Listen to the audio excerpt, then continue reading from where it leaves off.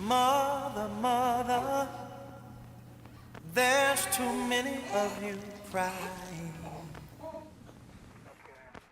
Brother, brother, brother, 25, it's going to be a black male in a white t-shirt. there's far too many of you dying. 14 million more You Americans know would be we've got to uninsured find next a year. way This deadly mass shooting to So we're bring here some interviewing order James Knowles, here the first today. black deputy sheriff in Lee County, Mississippi. Father, Father, we don't need to escalate. My name is James Knowles. I was the first black deputy sheriff of Lee County. We was elected sheriff of 1971, and I started this job on January the 3rd of 72. I had a friend by the name of Robert Heron. He was the justice court judge at the time, and he and we grew up together. And he came to me and asked me would I be interested in being a deputy sheriff with him if he won. And of course at the time then I said yes, but didn't think he would ever win. And he ran and he won. And I started to work with him. So, Mr. Knowles, how old were you when you became a police officer? And also tell us a little bit about the training. I was 31 years old when I first started with the Lee County Sheriff Department, and I was the second one that went to the academy in Jackson, Mississippi, and we had that time it was 8 weeks course that I had to take. That was in the year of 1972.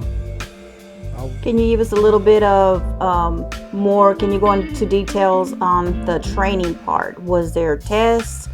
Did you have to take, or was it more physical than anything else? Yes, we had to take a physical. We had to go through a lot of training, like gun safety and driving automobiles, and we had to take a lot of things about when you go out on patrol, that you was going to be dealing with all type of peoples. And one thing that they taught us that you would have to hold your temper because you ran in all kind of type of peoples, mean people, drunk peoples, and really good peoples. So we had to train on how to deal with all those kind of folks because you ran into different situations. I graduated from Academy in Pearl, Mississippi.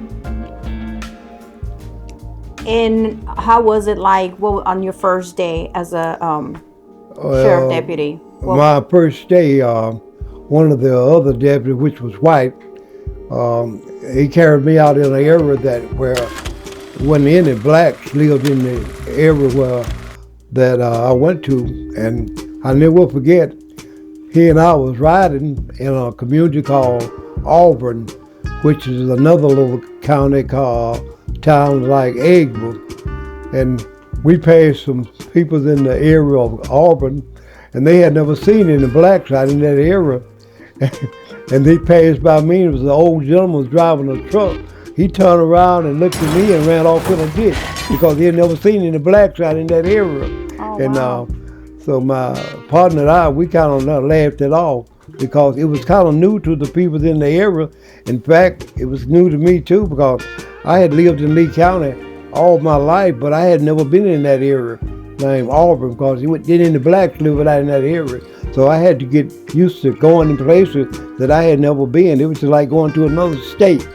But as things went on, I got to know people and they got to know me, and some of them accepted me, some didn't. So would you say that it was a bit of shocking for you as well, Yes. to be out in? Yeah. But I went from Auburn, and then after then, we would go to different areas all over Lee County, and it got to be a common thing through the years because I worked 32 years in the county, so the people got to know me, and I got to know most of them. But the first day was kind of nerve-wracking because I was going to some places I never hardly heard of Auburn. Oh, sure. Because blacks didn't live out in that area. Okay, this is my beautiful wife, Naomi, and my daughter, Latanya, and my son, James Jr. Knowles. It has been an honor to be married to James Knowles, the first black Lee County deputy. We have been married almost 50 years. We have 2 children, and it's been, I would say it's been good. We've lived a real good life, and I'm glad I chose him. I am. He's been a good husband, very good husband. Being the daughter of the first black deputy sheriff, when I was younger, I was really embarrassed. He would take me to school in the patrol car, and when we would get to the door, I would get down, or almost to the door, I would get in the floor, and just my friends would make fun of me and laugh. Back then, I really didn't appreciate it.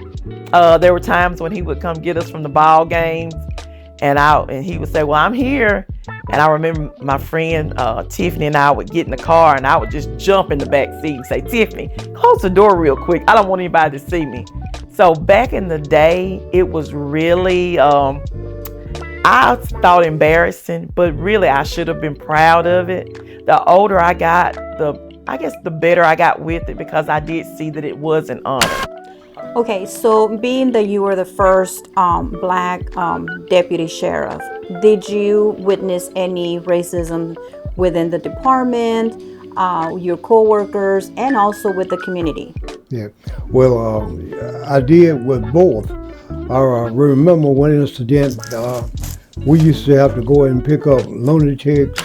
We used to have to carry people to Parchment, transport them to Parchment. And I remember this one deal, we went to pick up a lady, a white lady, and we used to pick them up, and then we would carry them back to the jail, and they would have to stay there to a period of time before the doctor could see them. So I had this time there, there was another black guy had just started, and the sheriff told the other deputy and I to go out and pick this lady up. And when we got there, this guy, her husband, seen that we were black, and he came out there and he said, "Did the sheriff really send you all out here to pick her up?" I said, "Yes, we both are deputy sheriff." And he said, he told me he wasn't going to do that. So the other deputy that were with me, which were black, had just started after I did, he kind of lost his temper and he went back and sat down. But I sit and I talked with him, and I told him, I said, "Look, I was expecting people to meet like you to say these things to me." I said, "We're not working just to harm your wife. We are here to do a job for black and for white." And I went on and said some more things to him. And before he left, he said, "I appreciate what you said." He said, I'm sorry what I said." I said, No. So we left there and went back, and I told the sheriff what he said to us. He didn't want us to pick him up. I had, when I first started, was some of the department. There's one deputy down there, they would have like eatings, and he invited every deputy on there except me. When he got back from eating, he brought me a plate, and I told him I didn't want it. I said, "I wasn't invited to go with y'all out to your house." I said, "Now why did you bring me a plate?" Hey, I said, "He carried back." So after then, he apologized to me. And we worked through the years, and he told me, said, "James, I really didn't mean any harm. It's just the way I raised us. I won't ever do that again." Certain things like that, I went through in the beginning of the year, but before it's all over with, I didn't have anything like that. He learned to accept me, most everybody. I had more people to accept me than they did resented me. But the beginning of it, my first year, I ran across a lot of that. But I had to learn to keep my temper, not to get angry about it, because I was expecting that, because there wasn't any blacks in Lee County. So that's the way it was. So I feel proud to have had, my dad to be the first black deputy sheriff. Now a lot of people in the community, they do talk about it. They recognize him. He's been at the parade. He was the grand marshal. He's been Citizen of the Year. And it is a lot of accolades that comes with it. Also, I guess the child of a police officer or deputy sheriff, any law enforcement, sort of like the preacher's child. All eyes on me. Anything I did, they were gonna go back and tell him. So how did the black community welcome you, knowing that you were the first black deputy sheriff? They welcomed me in. There's just a few that didn't. But as a whole, I could say they all act like they were really proud of me. Because, the Lee County is a pretty large county. You got from part of Baldwin all the way back down below Shannon. You got all the way out past Mobile. You go out west, you got nearly to Pontotoc County line. So you got a large percentage of blacks everywhere.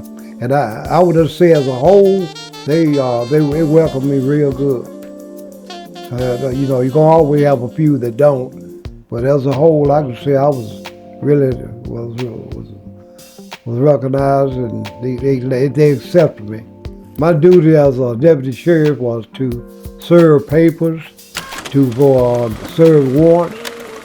At the time, we would transport people to Parchment, to the penitentiary. We served people's mental institutions. We had to work court. We had to do patrolling. Like on weekend, we had to go around to all of the, we call them joints, people like cafes. And we had about, at that time, I believe it was around 7 and 8 different out in the county. And we had to, on weekends, we would have to patrol and go out and check all the joints. So at that time, it was mostly, you were dealing with people that drank. And a little before I went out of office, that's when marijuana came in. We're mostly fooling with drunks, patrolling and picking up drunks out of these joints. So did your friends show you any, treated you different when you became a deputy sheriff? You won't want to have, you can count them on 2 fingers, you don't need 5. So I had some resentment I thought were some of my friends, but they really wasn't. But I found out I did have some true friends too, but I had a lot that they wasn't my friends. So how many deputies were in your unit when you first started working? Yeah, these guys was on my shift. Dennis Johnson, Ron Newcomb, Ricky Payne, Truman Carter, and yours truly, James Knowles. What were some of your best moments as a deputy sheriff? Here, I was nominated as being one of the best deputy sheriffs at that time. I didn't finish and get the award, but I finished 3rd and being the best deputy sheriff for Lee County. I got a recognition of being the best deputy that surrounded the whole Lee County with people. It was a presentation for the years that I had worked at the Lee County Sheriff Department, 30 years, and they presented this plaque to me for the years of 30 years working. This is a plaque that was in memory of the late Jack Shirley. He had won the Sheriff Department position, and he passed away his 2nd year in term, Jack Shirley. And this guy here by the name of Ed Crowder, he was appointed sheriff for Lee County. And this picture was taken with everybody till we could put out a calendar for the people that wanted to live here in Lee County. Okay, this is the first badge that I received when I was a deputy sheriff corporate. This badge right here is the first one that they gave me as a deputy. This one here I received when I moved up in rank. Gave me this one as a lieutenant deputy sheriff. This badge is when I became a sergeant. They presented me with this badge, Sergeant of Lee County. The last badge that I received from the Lee County Sheriff Department, I had got promoted as captain of the Lee County Sheriff Department on my ship. At the time when I was working, we didn't have radar, but we could have gotten some.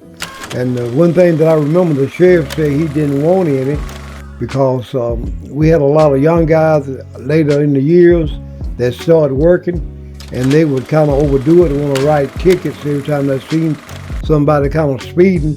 And the sheriff was elected, and the sheriff said we're going to cost him votes because they get out there and write too many tickets. So therefore, we didn't get any radar. So we just have to kind of play it by what we thought and give a person a ticket every now and then about how fast we thought they was driving. Well, we didn't have radar. But at the time, they just had got to bring some in, but we needed to get in. Not while I was there. A lot of time, people that I would go around and patrol some of these joints, and they would out leave walking. And some of them I knew, and some of that I didn't. And I wouldn't carry them to jail, and I knew where they lived, especially in the northern part of the country, like Guntown and Saltillo. I would carry them home, and I would always tell them, don't let me catch you doing this again, because if you help them too much, it would make it continuous, thought they would get away with it.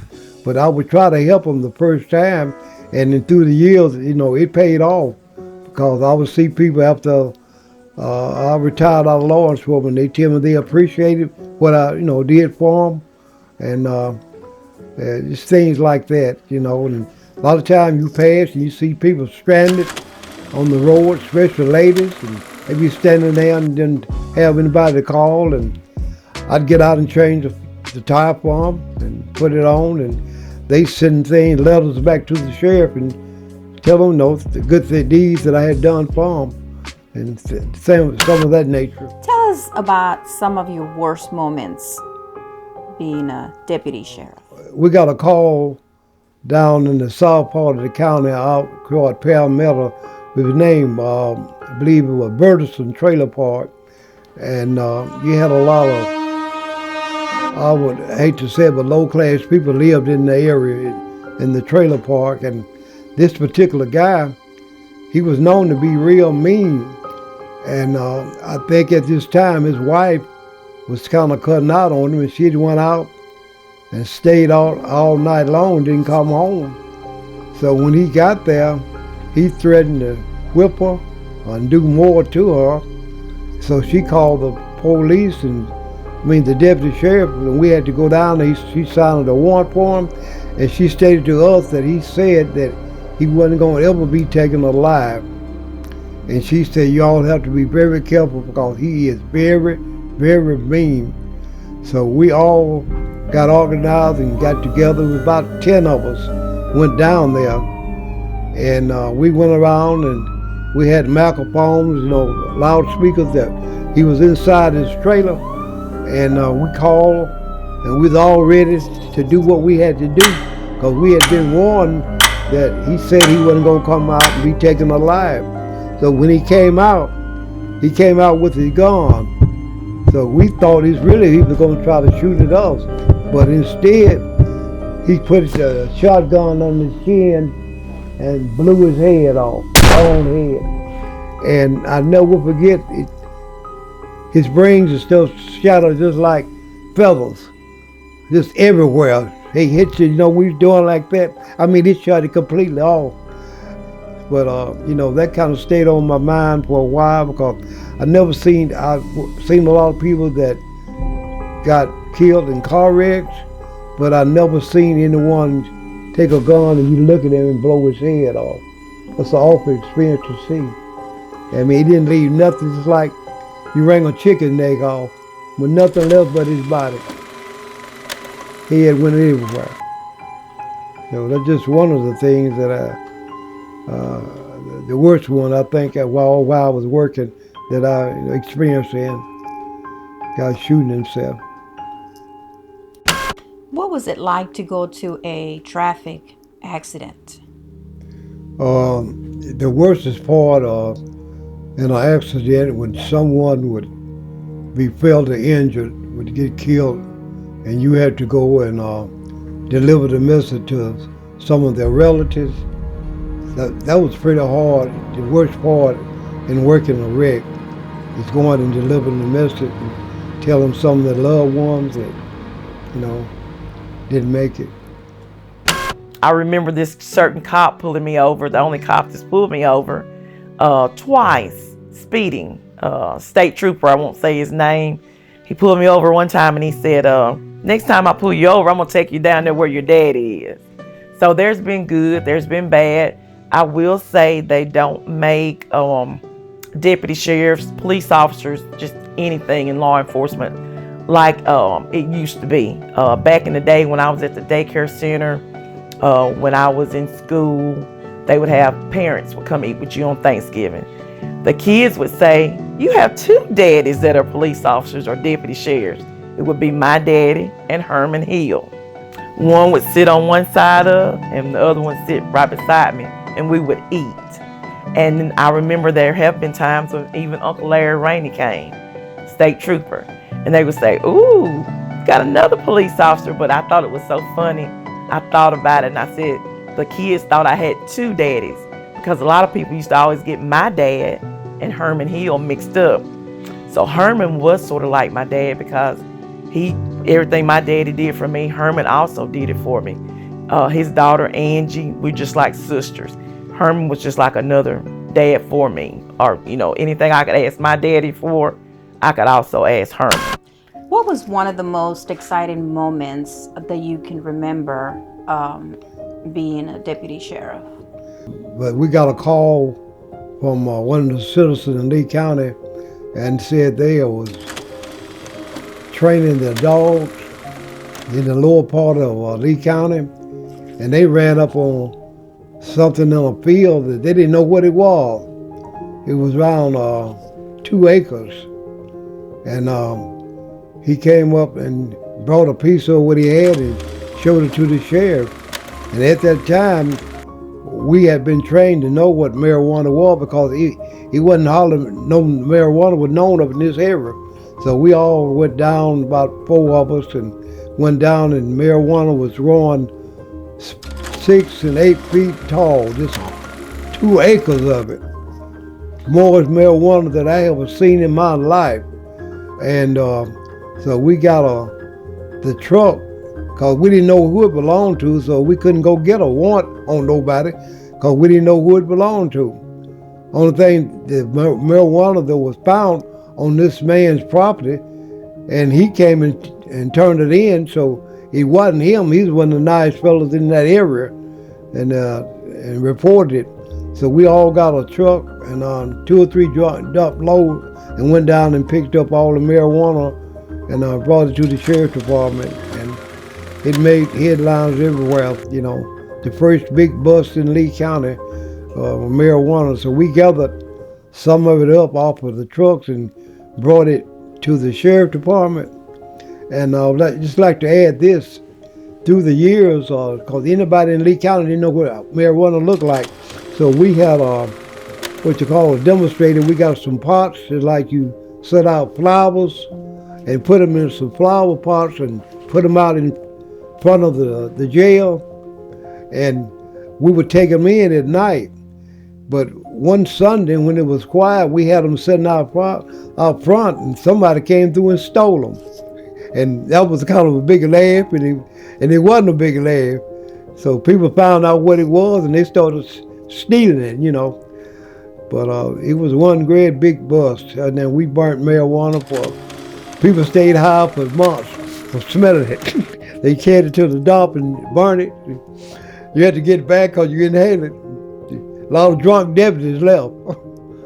So that was one of my biggest sightings, because I had never seen any marijuana at that time. But after then, people started growing it. it got to be a common thing. At that time, you didn't find many people getting high.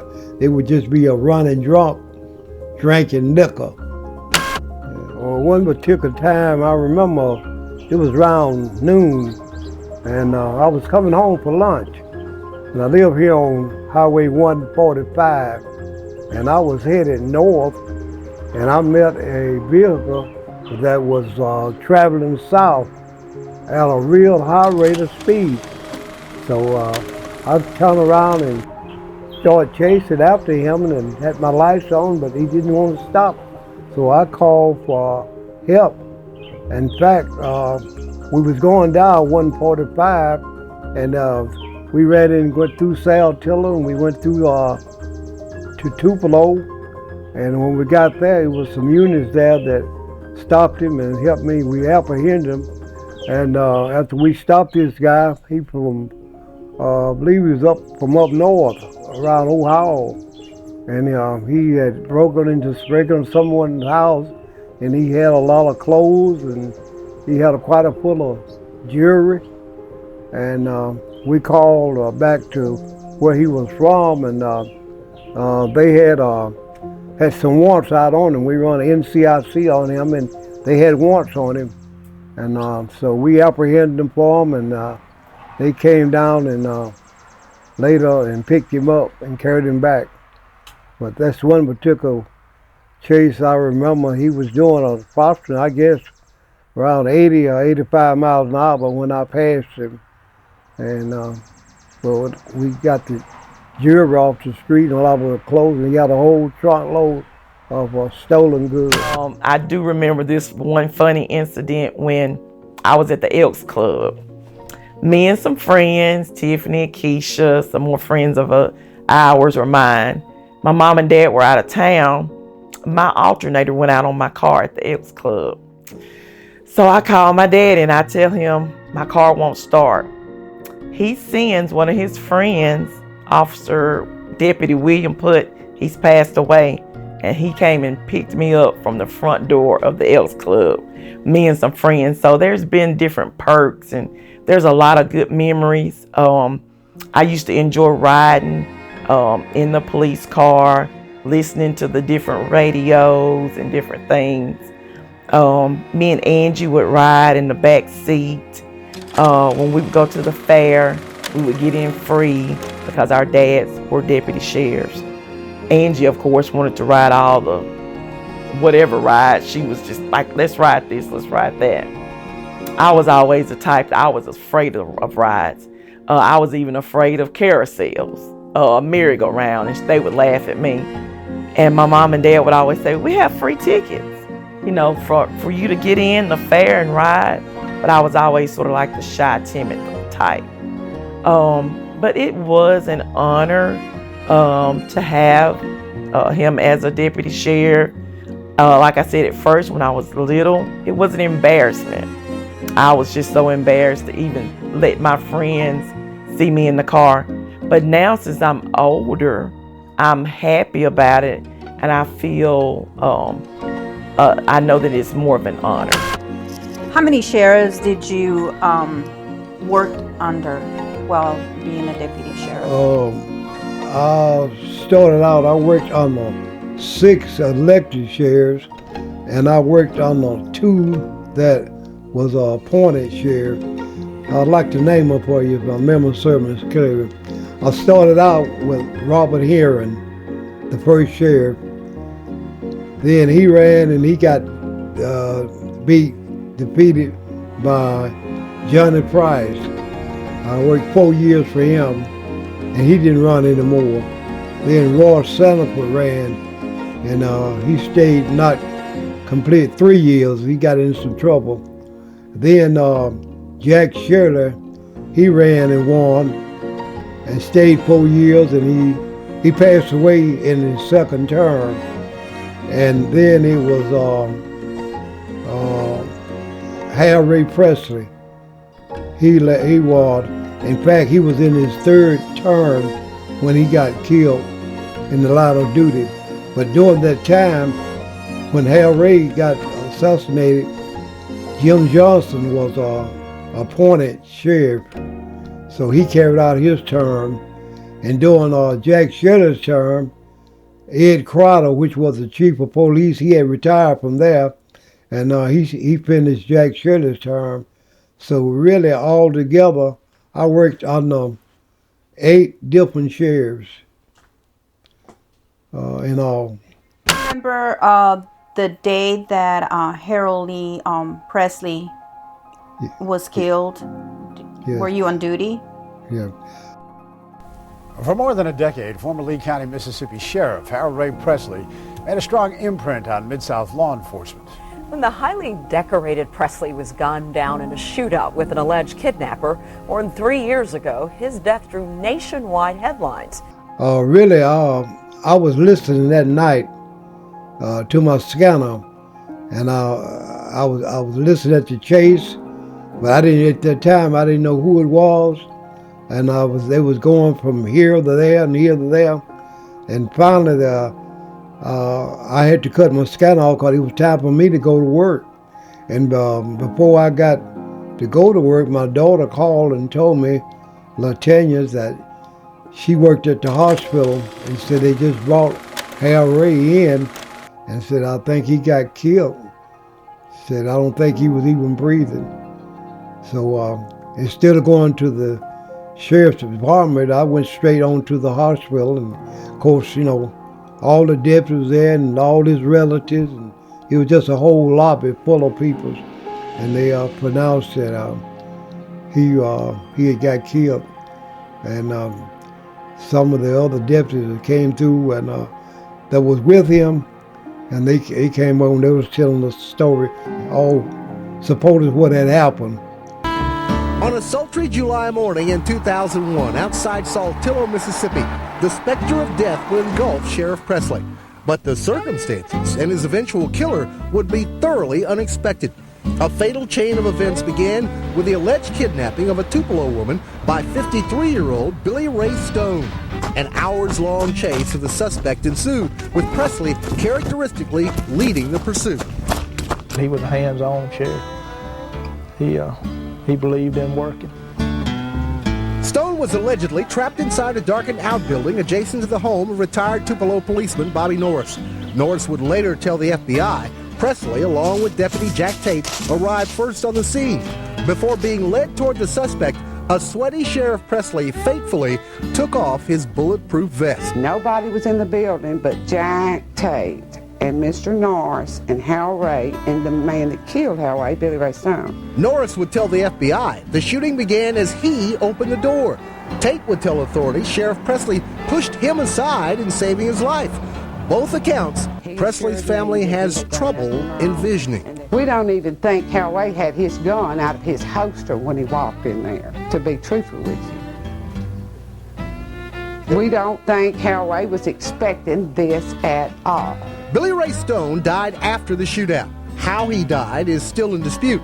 2 deputies were accused of beating him to death after he was shot, but they were acquitted. Charlene Presley alleges the hail of bullets which killed Harold Ray set into motion days of confusion and distrust, not only at the crime scene, but back at the Lee County Sheriff's Office as well, where case investigators from the Highway Patrol were already at work. It was supposed to have been 3 more deputies with him at the time, and there was 4 of them chasing this guy, and he supposedly shot Harold Ray, and Harold Ray supposed to return fire and kill him. So that was the way the story was told. But after then, I think the guy they were chasing, he supposedly had been kidnapping a lady, and he had her in a car with him, and they were chasing. And somehow, we don't really know the real story. We don't know where he threw her out of the car. She jumped out of the car herself. But in a way, the sheriff and the deputy was following him, and when they did, they ran over her. You know, everybody flying, you know, all at once she fell out of the car. And so I don't know whether I'm sure it was both, the impact and them run over were both, you know. So she brought her there to the hospital, and she was pronounced dead. Sad day. Mr. Thomas Lee Abbott, who is the supervisor of the 4th District, after Hal Ray got killed in the line of duty, they was going to put another one up appointed for sheriff, and Mr. Iverson, he spoke up and told him that James Knowles had been there longer than any of the other deputies had been there, so he said he needs to be sheriff, appointed sheriff.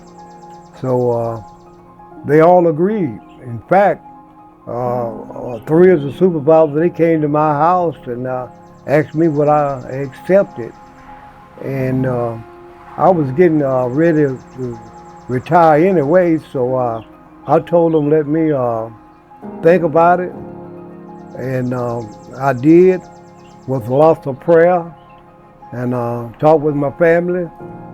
And like I stated earlier, that I was getting ready to retire, so I decided I wouldn't accept it.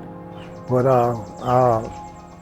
the supervisor, Mr. Ivor, he made it clear that he would like to see me with it, and they all agreed to it, and I appreciated the offer very much. But I didn't accept it because if Hal Ray got killed in the line of duty, I believe it was 2001, and I went on to retire in 2004, and I didn't work about 3 or 4 more years, so that's one reason why I didn't accept it. I was getting ready to retire. So being that you worked 32 years as a deputy sheriff, did you even imagine that this was the job that you were going to retire from? Did you have plans for that, or it just happened? No, I did not. When I first got appointed to work for Robert Heron, it was only a 4-year deal. Then after 4 years, excuse me, the sheriff would have to get reelected. So really, I was just only looking forward for 4 years. And after the 4 years, most of the time another sheriff would come in, and he had the authority. He could either keep you or he could get rid of you. So I was very blessed to have worked for, say, 8 different sheriffs, because every time another one would come in, they always kept me. So I was really blessed, and I never would have thought my career would have lasted that long, where I would retire and get a pretty good income off it. I was looking forward to going back out in the world, probably working in a factory somewhere after 4 years. But after I worked about 8 years, I didn't want to go back in no factory. So I was thankful that they kept me for letting me work 32 years. What advice would you give to someone that is thinking about being a deputy sheriff?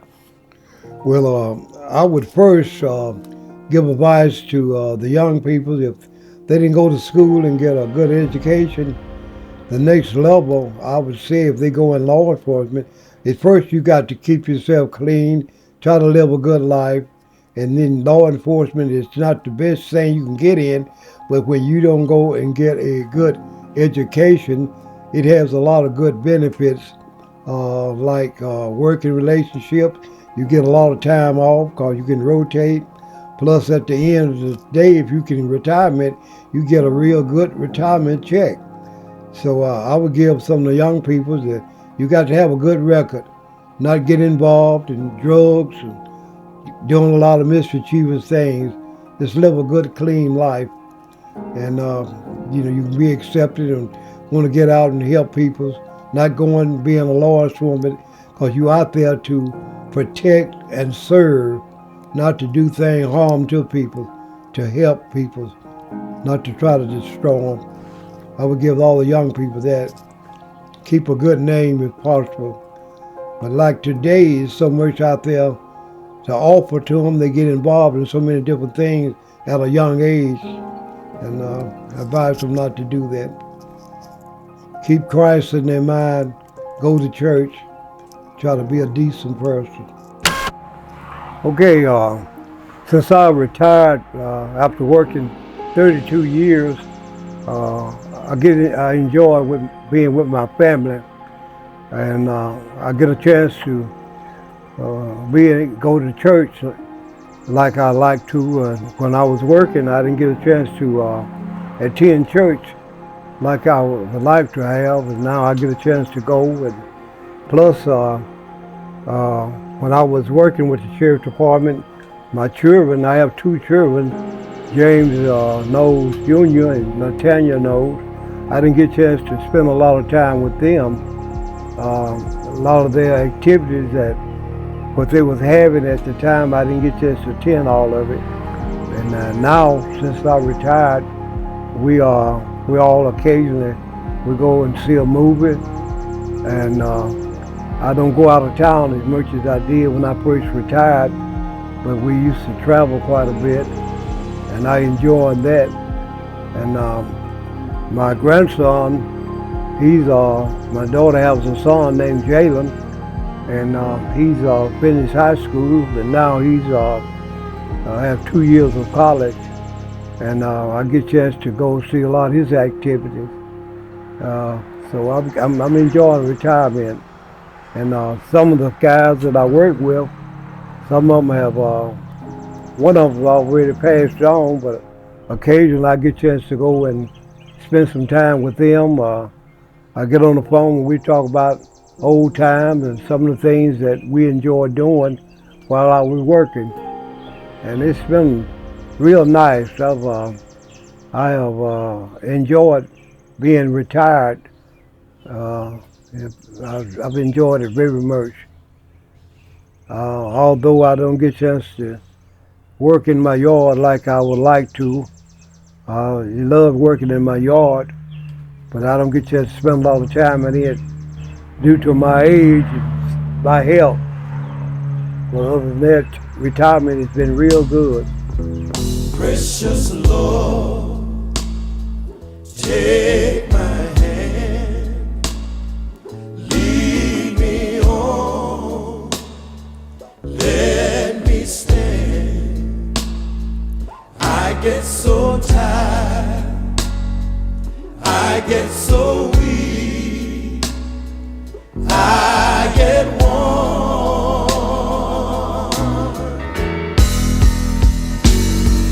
Through the storm, through the night, lead me home by the light. Take my hand, precious Lord, and lead me home.